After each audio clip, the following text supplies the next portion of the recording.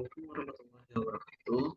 Perkenalkan, nama saya Dimas Kusuma dengan NPM 211506110. Di video kali ini saya akan membahas mengenai network. Di sini saya akan bahas kembali dari praktikum sistem operasi sebelumnya. Jadi, langsung saja kita akan bahas mengenai network.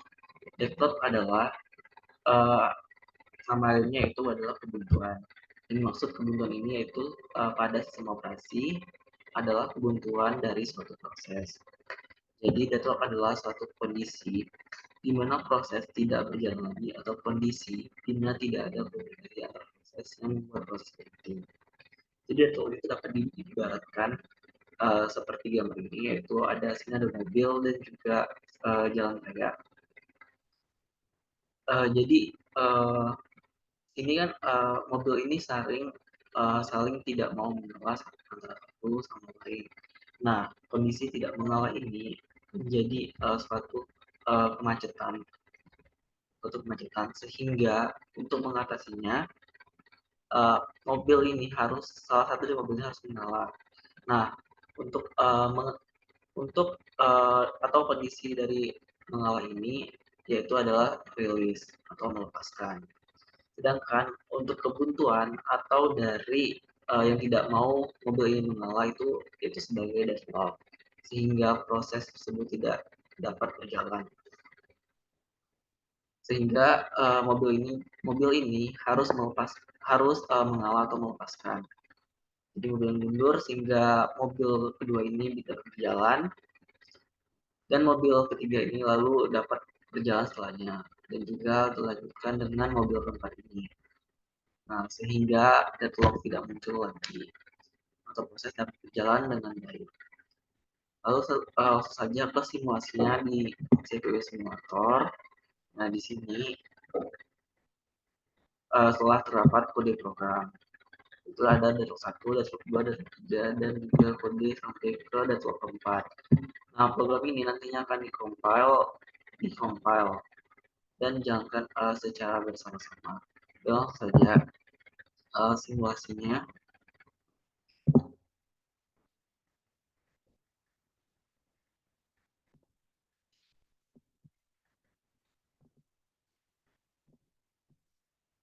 Nah, di sini saya sudah masuk ke programnya seperti biasa. Kita klik dulu. Nah, ini muncul pada tampilan ini. Kita klik compile, lalu muncul halamannya. Kita masuk ke kode programnya yang ada di metodologi. Nah, di sini kita compile semua kode programnya, lalu kita login membernya.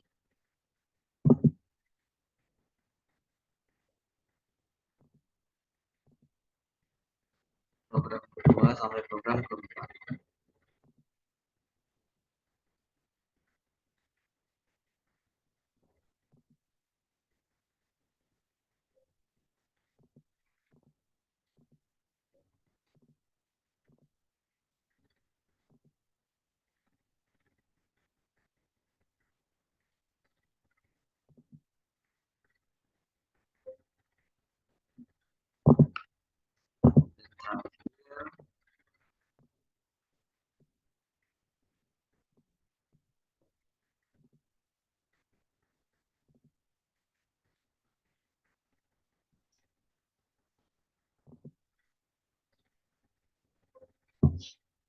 Nah, ini sudah. Lalu kita ke host.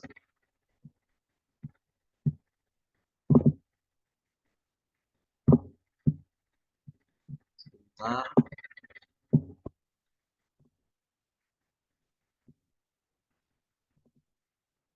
Lalu kita ke host.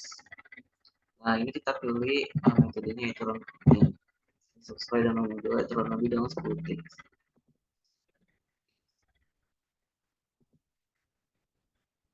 Kita paste.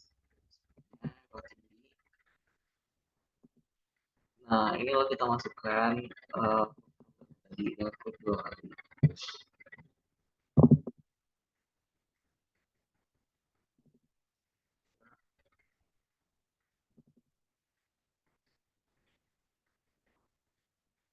Nah, lalu kita start. Kita lihat di view log.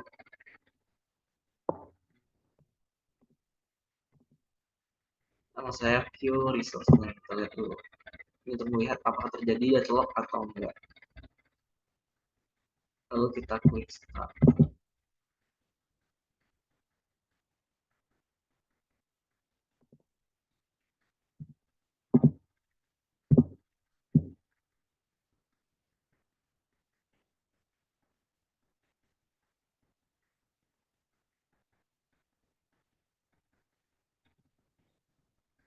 Nah, itu prosesnya. Nah, di sini terjadi proses deadlock is detect. Nah, berarti di sini terjadi deadlock. Nah, hal ini mengapa? Karena kita lihat di sini bahwa kita lihat di sini resource dari resource 2. Nah, resource 2 ini kan digunakan oleh si program P program kedua P2. Jadi P2 itu mengakses resource 2. Namun resource 2 ini juga diminta oleh dari si P4. P4 ini yaitu dari program pertama tadi. Nah, sehingga terjadi deadlock.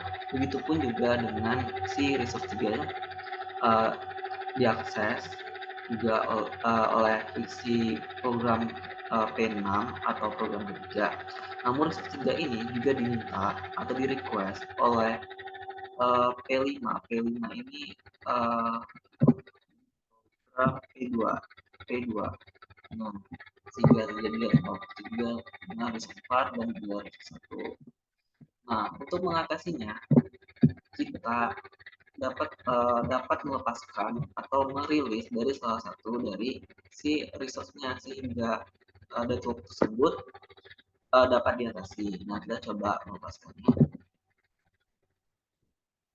Kita tunggu.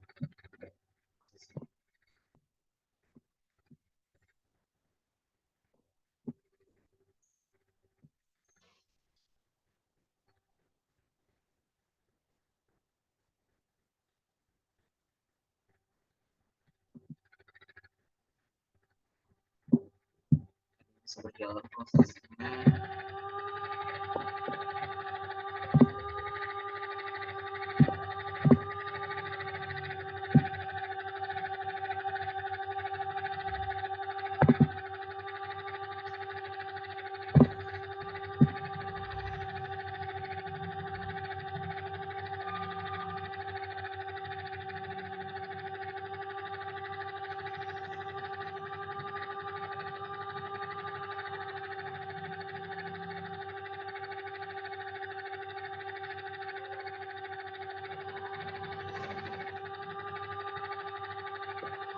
Terakhir itu P4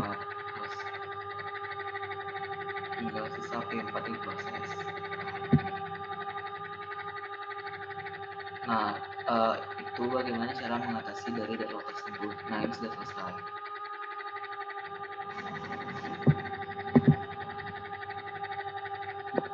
Lalu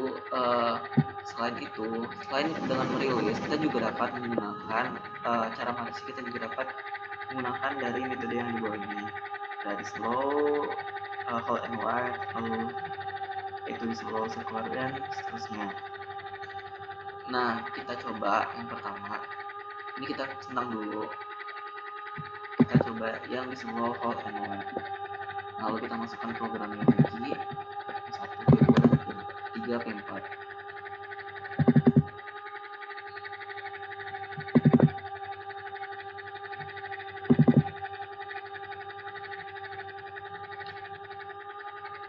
Nah, lalu kita klik start.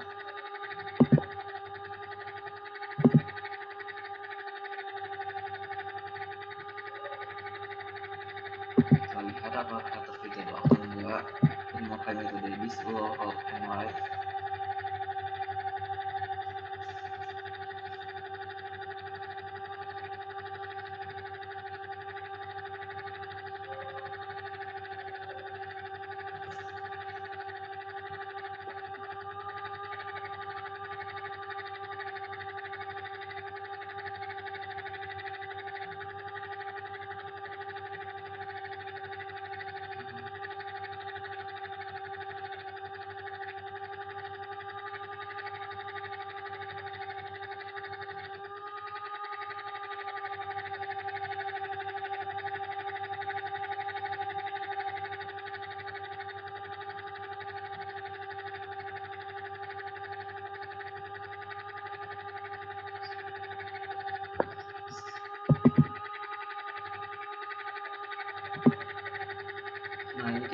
akan melihat klik slow develop process untuk melihat apakah terjadi proses atau enggak.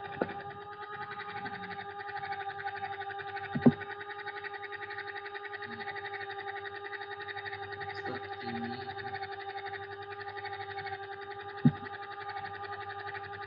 Masih dalam proses.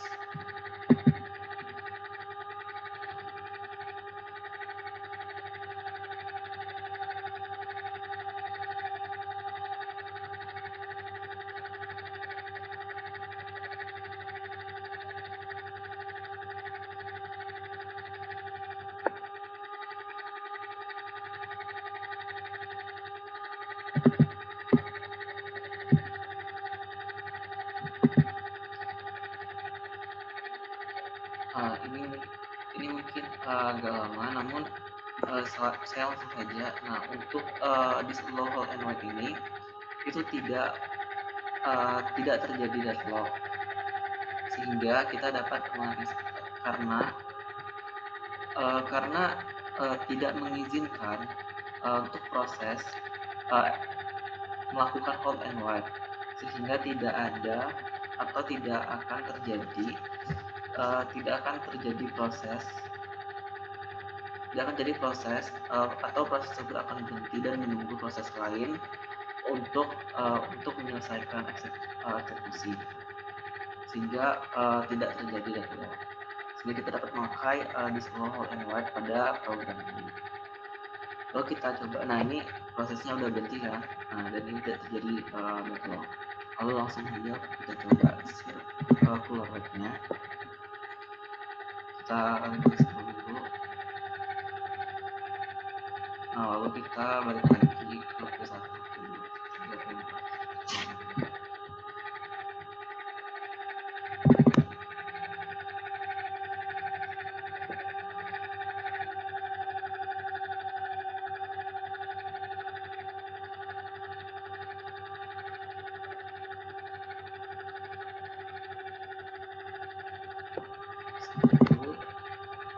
3, 4.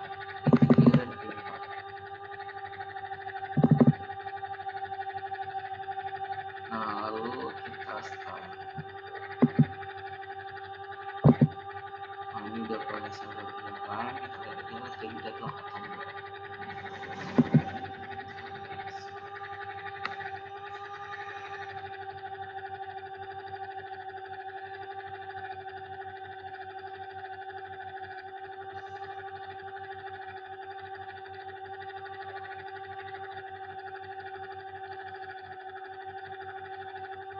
Nah, ini terjadi deadlock juga. Nah, hal ini mengapa? Hal ini terjadi karena untuk proses dari metode ini tidak mengizinkan kondisi di mana si proses tersebut ketika meminta sumber daya yang dimiliki oleh suatu proses lain tidak diizinkan atau dispesifikasikan dieksekusi, sehingga terjadinya deadlock. Maka untuk metode ini tidak dapat menggunakan untuk mengatasinya. Lalu kita rilis all dan kita lanjut ke metode selanjutnya.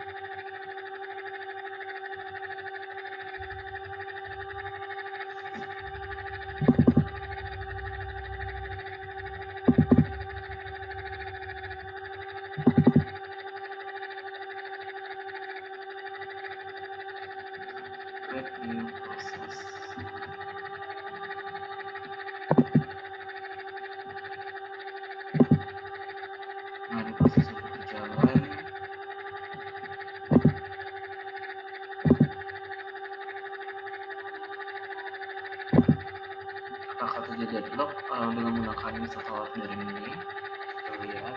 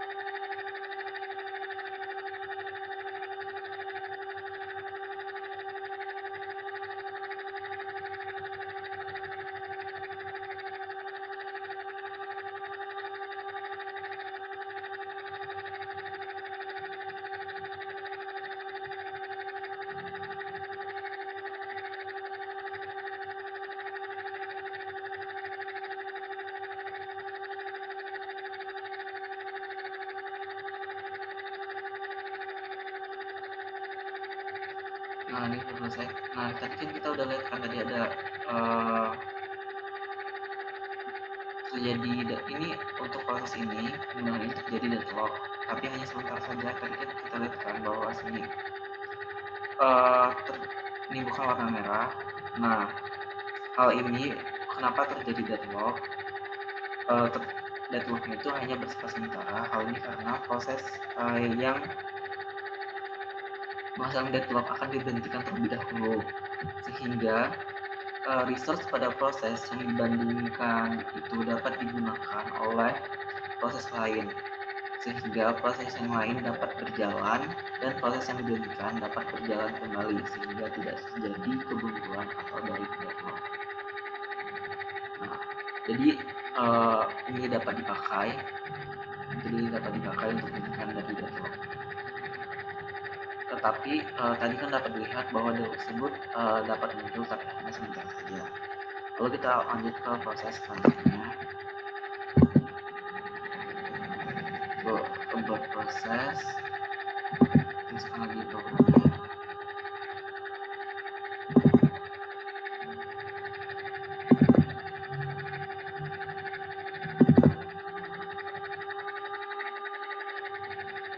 Nah, lalu kita tuliskan.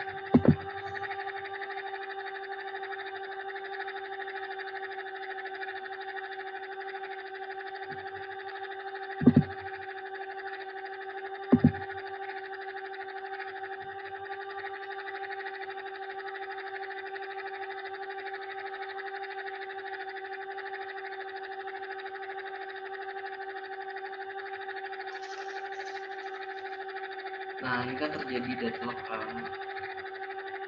Jadi kita tunggu karena masih proses.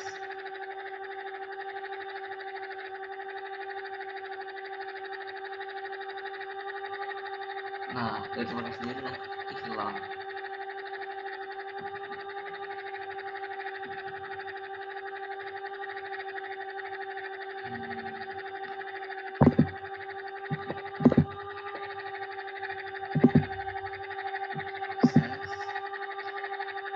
Nah, saya langsung saja ke penjelasannya mengapa tadi terjadi deadlock sementara yang disebut sementara. Hal ini karena proses yang menyebabkan deadlock tersebut akan diberhentikan terlebih dahulu, sehingga resource pada proses yang dibandingkan itu dapat digunakan oleh proses lain, sehingga proses yang lain dapat berjalan dan proses yang dibandingkan dapat berjalan kembali, atau menggunakan resource yang di-requestnya, sehingga proses dapat dijalankan dan merilis atau melepaskan resource yang ada, sehingga deadlock yang tadi dapat transaksi. Lalu kita coba lagi dengan VM resource.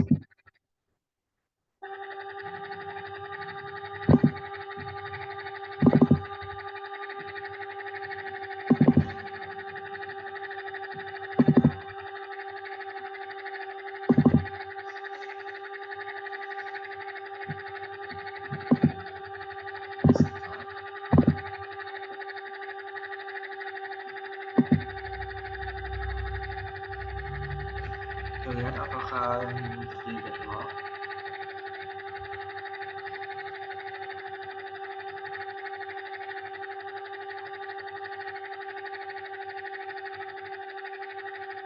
Nah, ini terjadi deadlock. Kita tunggu dulu apakah bersifatnya sementara atau memang deadlock. Ini juga masih dalam proses.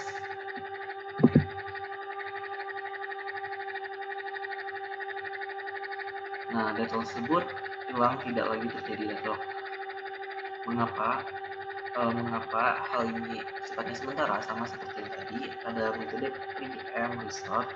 Hal ini terjadi karena dengan menggunakan metode ini maka dapat memungkinkan untuk mengambil resource yang sedang digunakan oleh proses. Misal menggunakan proses ini, nah proses ini dapat menggunakan resource dari proses yang lainnya yang saat itu dipakai, sehingga deadlock dapat teratasi. Sehingga metode ini dapat digunakan untuk mengatasi dari deadlock atau dari suatu deadlock pada program ini. Dan ini prosesnya telah selesai. Lalu langsung kita ke detect. Ini kita masukkan lagi.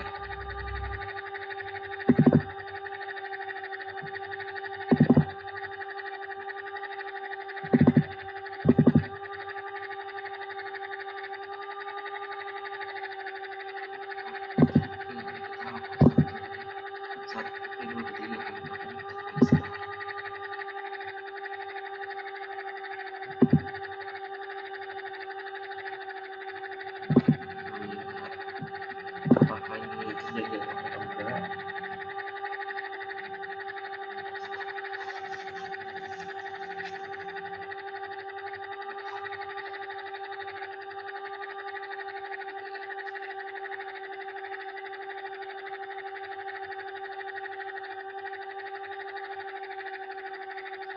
Nah, dapat kita lihat bahwa ini terjadi deadlock, namun pemberitahuan deadlock tersebut tidak muncul.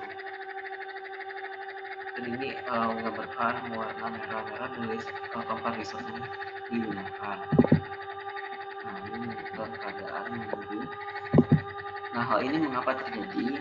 Karena ketika kita menghitam do not detect, maka tidak akan memunculkan pemberitahuan atau pendeteksian terhadap suatu dari deadlock yang terjadi, sehingga kita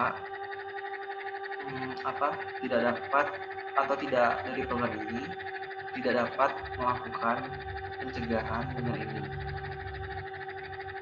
atau maksudnya itu ini terjadi deadlock tapi tidak muncul pemberitahuannya, tapi ini tetap deadlock itu tetap ada dalam proses ini.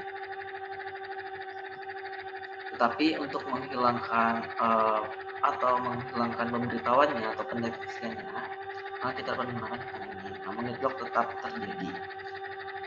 Nah, selanjutnya saya akan membahas mengenai Banker algoritma atau algoritma Banker. Oh ya, untuk kesimpulan dari apa yang telah dilakukan pada simulasi tadi, kita dapat mengatasi suatu deadlock pada suatu proses, ada suatu program ketika sedang melakukan proses untuk ketika melakukan proses pengeksekusian dengan cara melepaskan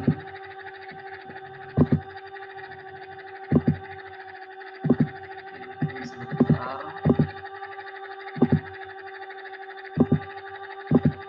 Nah, dengan cara melepaskan dari resource yang digunakan oleh suatu proses, sehingga ketika melakukan pelepasan tersebut, suatu proses lain dapat mengakses resource tersebut dan juga dapat berjalan, program tersebut dapat berjalan sehingga deadlock dapat teratasi. Lalu selain itu kita juga dapat menggunakan metode yang dari bawah ini, yaitu dengan install whole and wide, install circular wide, store marine, berproses dan result, PM result, dan juga untuk menghilangkan pemberitahuan ketika deadlock itu ada atau muncul, kita dapat menggunakan do not detect. Lalu selanjutnya saya akan membahas mengenai algoritma Docker. Nah, di sini sudah ada sampelnya.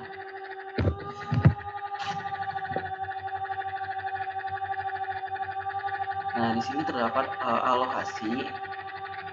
alokasi yaitu alokasi dari suatu resource, lalu max atau batas atas yang dibutuhkan agar proses dapat dilakukan atau dieksekusi.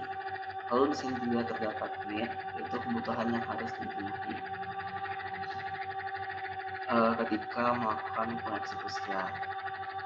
Lalu available yaitu ketersediaan, apakah apakah uh, apakah available ini nanti akan dibandingkan dengan kebutuhan apakah terpenuhi atau tidak. Nah, baik, langsung saja. Nah, di sini nanti untuk available sendiri yang pertama kali itu 332. Hal ini didapat dari untuk si P1 yaitu pada A ini bernilai 10, lalu dengan B yaitu 5 dan yang C 7. Nah, ini dijumlahkan terlebih dahulu P2 keseluruhannya pada A nilainya, lalu ini akan dikurangkan oleh 10 ini. Jadi 10 ini dikurangkan oleh kapasitas alokasi yang ada di A sehingga dapat dari A. Itu juga dengan yang B dan C.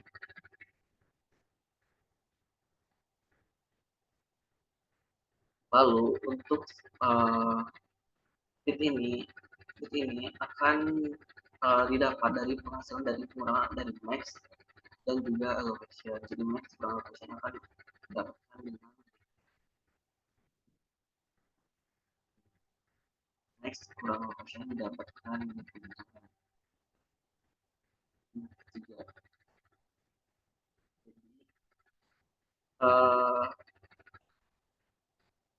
alokasi dari resource ini yaitu 1, dan kurangnya itu adalah 4, yang kurangnya itu 4, lalu ini 0 dan 7, dan 0 kurangnya 3, lalu 3 dengan seharusnya. Lalu saja kita akan proses konsekuensinya. Nah, di sini pertama kali yang diproses itu atau dieksekusi itu P2 atau yang akan dijalankan itu P2 terlebih dahulu. Mengapa P2? Hal ini kita lihat lagi dengan kita bandingkan available dengan kebutuhan atau need. Nah, untuk yang pertama kali tersediaannya yaitu 332. Sedangkan kebutuhan dari P1 itu 743. Nah, ketika kebutuhan ini lebih besar daripada available atau available ini lebih kecil daripada kebutuhan, maka proses tersebut akan ditunda sehingga proses selanjutnya akan dicek terlebih dahulu atau dicek lagi apakah terpenuhi atau tidak. Maka kita dapat atau dengan kata lain ketika available lebih kecil daripada kebutuhan atau need, maka proses tersebut akan ditunda.